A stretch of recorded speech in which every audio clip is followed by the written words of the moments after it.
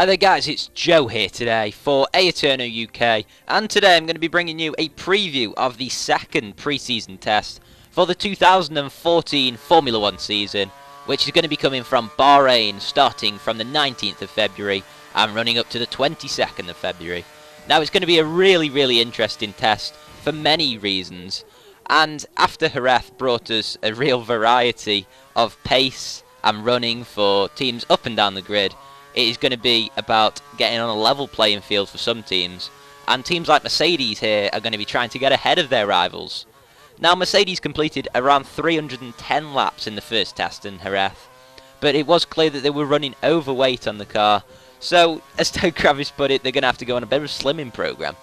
And I think this is the test where it's going to be an experimental test for Mercedes, I'd say, because they got the running that they wanted in Jerez, which teams like Red Bull, could only have hoped for. And I think, they might test a few new parts in the car just to see if they work and whether they're going to be of any benefit to the team. Now, this Bahrain International Circuit is going to play host to round 3 of the 2014 season, and it will really give us an idea of where teams are going to be running. Because the first test in Jerez is not on the 2014 calendar and has not been on the F1 calendar for, it must be about 17, 18 years now. So Jerez didn't, although it was important to get running in, the Bahrain test will give us an idea of which teams are well paced on the modern day Formula 1 circuits. And I do think it's great that they've picked a Tilke design circuit to run on. And Red Bull are really going to be playing catch-up on this circuit, because they got 21 laps in. The 4 times defending world champions got 21 laps in over the 4 days, compared to Mercedes' 309. And Marussia even outdid them on the laps, and they were only there for 2 days. Now, the world champion Sebastian Vettel actually went home after the second day. But it's going to take a fool to write them off, isn't it, for the 2014 season? And I do think that the first 2 days especially, I'm not sure who's going to be running, but I presume that Red Bull might even alternate it rather than go Vettel first 2, Ricciardo last 2, like they plan to in Jerez, because it's going to be important to get both drivers' input over the first 2 days, I think, because that is when they're really going to be having to play catch up, and it's just going to be about getting laps on the board, I think, this test. Because like I say, they only got 21 in Jerez. So, it's a very tightly packaged car at the back. It leaves minimalistic amount of cooling, and it just wasn't enough for the turbo, the new engine unit. It just couldn't handle it. So, don't expect the same sort of design on this Red Bull.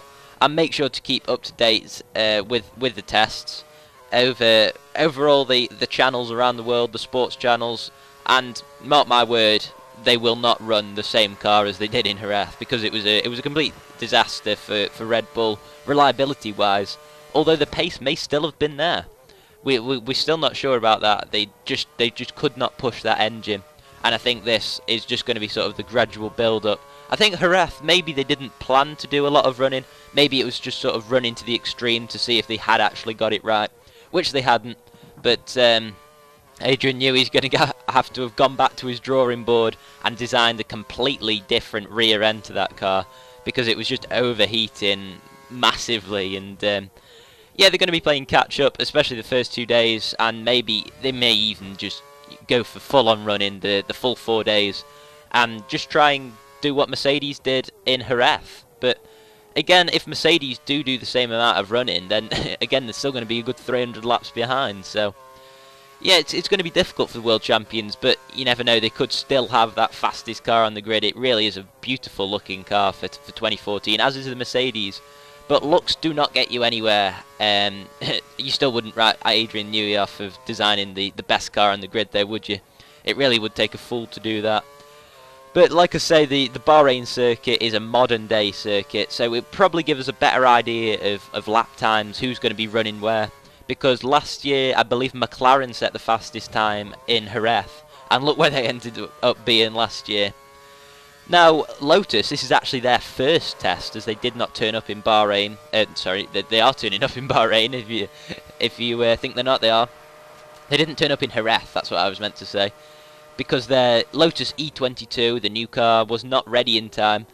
Now, Williams actually didn't run their FW36. They didn't run the 2013 car in last year's Jerez test, and it backfired on them because they did not do the amount of running that they wanted on the new car, and it backfired on them in the season. I think they only got a handful of points. They didn't get their first point till Hungary, and they only scored, I think, in 2 or 3 races all season, which was an absolute disaster for a team that did well in 2012 as well. They were behind Toro Rosso last season, and it would be such a shame if the same happened to Lotus this season.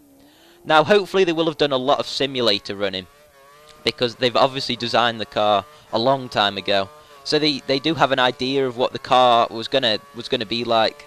It was just a matter of assembling the car together, and I think, and putting the last few components together, which meant that they couldn't run in Jerez. However, they shouldn't be too far behind Red Bull, because obviously, like I've said, they only did 21 laps, so they're only 21 laps behind Red Bull. The only problem occurs when something doesn't work on their car, Lotus, and they're going to have to basically just mothball this test, and it's sort of like the domino effect, and then they bring something else to the third test, that doesn't work, and all of a sudden they're stranded in Melbourne. But hopefully it will be a good test for Lotus, and also for Caterham and Marussia, two of the back markers from last season, who will definitely be looking to fight the midfield for 2014. With the regulation changes coming into force, it is a real chance for the smaller teams to have played catch up.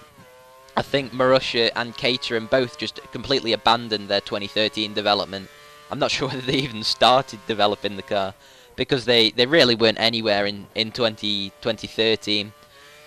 And I don't blame them, because they put all their resources into 2014, which is really where it lies, where the points lie, possibly, if they can produce a reliable car. Now, the Caterham has actually got the Renault engine, but they did more running than the Toro Rosso and Red Bull teams. So they did the most running out of the Renault-powered teams. Kamui Kobayashi got some really good running in, and obviously some really good data for Tony Fernandez's team. And it will be really interesting as well to see if Marussia will be able to fight with the midfield. And I think it's a great opportunity this season for Jules Bianchi, a member of the Ferrari Young Drivers Academy. It's a really good chance to put himself in the shop window, maybe get a seat at Sauber, who are also a Ferrari-powered team.